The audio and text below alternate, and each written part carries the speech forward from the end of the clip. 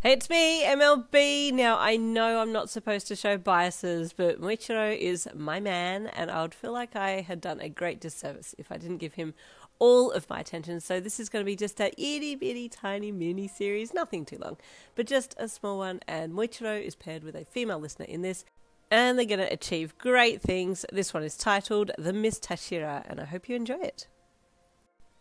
You were relatively new to the Demon Slayer Corps, but having made a big splash in the Slayer world by aiding to the demise of one of the 12 Kizuki, this greatly boosted the reason that you had been approached to potentially join the Hashira ranks. You'd done the training, taken pledges, and had been introduced to the rest of the Hashira at the Demon Slayer headquarters. That was all fine. Actually, speaking of fine, little side note, you know who else was fine? Muichiro. You had noticed him as the standout the second that you'd seen him, but unfortunately, he hadn't even noticed that you existed. Sad face. You had tried to talk to him a few times, but each time he just walked off, almost as if he hadn't even heard you speak in the first place. You did note that he had a faraway look in his eye most of the time, like he was lost in thought, but you hoped that he would at least one day reply to your hello. Until then, you just had to be happy with being in the same room as him. It was early one morning that your crow woke you up with a message from the master. "Come to headquarters! Squawk! Get up! Get up!" it screeched. You groaned and rolled off your futon and onto the floor, dragging your body up on your arms and fumbling around for your clothes without even opening your eyes. After wandering around like a zombie for a bit, you left the house and walked the short distance to the headquarters. It was a crisp morning, and you tucked your hands into your uniform to keep them warm as you walked. While you moved, you could sense something keeping pace with you in the tree line, and you glanced to your right, trying to see through the trees, but couldn't see anything. You were sure that there was something there, though. Trying not to make it look obvious that you were focusing on the trees, you kept walking, feeling, sensing, waiting to see if this thing was a friendly or not. You kept your head down, but one hand on your sword just in case, but all this thing was doing was keeping pace with you. As you got closer to the headquarters, this being slowed as well, and you stopped and turned to the trees. "Come out!" you yelled. "I know you're there!" You couldn't see this being, but you wanted them to know that you knew that they were there, but they were just remaining still. "I said come out!" you called, readying your sword. Deciding to take matters into your own hands, you flexed your wrist and then yanked your sword from its sheath, at the same time calling your move. "Third form, yellow!" As you called out, a thin line of yellow shot from your sword, moving at ridiculous speed and piercing the trees, bracken and ferns in front of you to get to the being hiding in the trees. You heard movement from within the ferns, and a voice made comment. "That's a quick move," the dull voice said. "Yellow, huh?" You recognised the voice as Muichiro's and quickly sheathed your sword. "Muichiro!" you called as he stepped out from the tree line.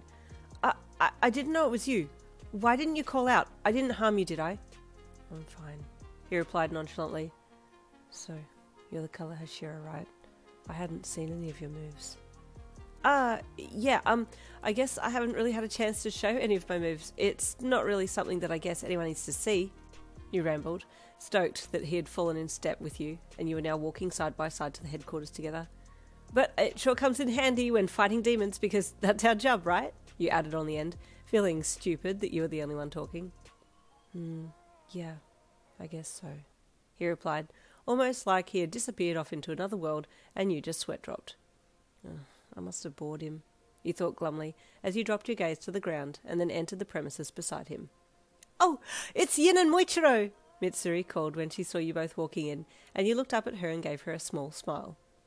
"Hi, Mitsuri," you said softly, readying yourself for a hug as she came running towards you and grabbed you in a big cuddle, smushing you into her cleavage.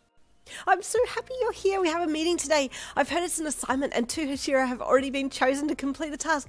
Oh, I hope it's me," she gushed. "I hope it's me too then," Obanai said from your left, standing beside a tree in the yard and watching the happenings. "Oh, what is the assignment?" you asked, glancing at Muichiro as he walked off. "I'm not sure yet, but come on, let's go," Mitsuri said as she grabbed your hand and pulled you along with her to the meeting room. You were all shuffled into the room and told to take a seat, and then the master came in, his health being a little worse than the last time that you'd seen him, and your brows furrowed with concern. "Thank you all for coming," he said in a calm voice.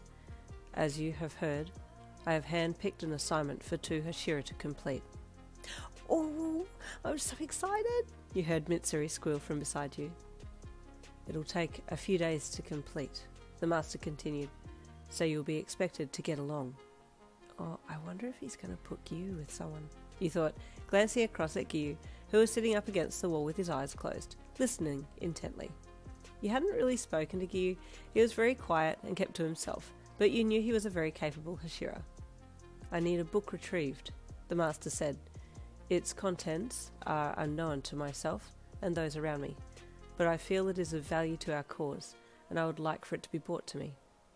Of course, Rengoku said brightly. Whoever is chosen will definitely bring it back. Thank you, the master said kindly. Now, I will call on those who I've chosen for this mission. There was a long pause as everybody held their breath and leaned forwards a little, eagerly awaiting the announcement. Yin and Moichiro, the master said. Oh, you said with surprise, not expecting for your name to be called forwards. Moichiro stood up and bowed, silently accepting his role, and you two got up quickly and bowed as well. Thank you, I'm honoured, you said to the master, keeping yourself bowed for a long time to show your respects. This is a dangerous mission, and will need to be completed with stealth, the master said. We three can discuss details later today. You stood up straight again and nodded, looking over to Moichiro. I'm looking forward to working with you, he said politely with a smile, trying to keep your excitement in check. He hummed. You sweat dropped. Later that day, you had a private meeting with the master, alongside Moichiro, and got finer details of this mission. You and he could choose when to leave, and he had elected for early the next morning. Great, you thought as you left for home that night. First thing in the morning means I got to rush and pack and whatnot tonight. Rush and pack you did, so much so that by the time that you went to sleep you only had 2 hours of rest before you had to get up at the crack of dawn the next morning. You groaned when your crow started screeching obscenities at you to get up the next morning. The sun hadn't even risen yet, and you were expected to function like a human? Yeah, right. Wearily you rolled yourself out of bed and got ready, your mood picking up a little when you remembered that you'd be with Moichiro.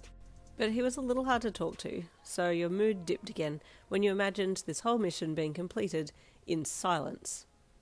Once ready, you left, heading to the master's house to meet with Moichiro before leaving. He was there bright and early, and you gave him a smile as you approached him. He didn't smile in return, and you held your smile and then looked away and let it fall. Oh, this isn't going well, you thought as you stopped beside him. Okay, are we going? Yeah, he said, then started walking off down the gravel path towards the road outside the gates. You sighed and followed behind, deciding to just keep quiet until you could figure out how to strike up a conversation with this guy, if that was even possible. Oh dear, are things going to get better? We'll have to stay tuned for next week. Yes, this is next week because this is a one-shot mini-series. I'll see you then.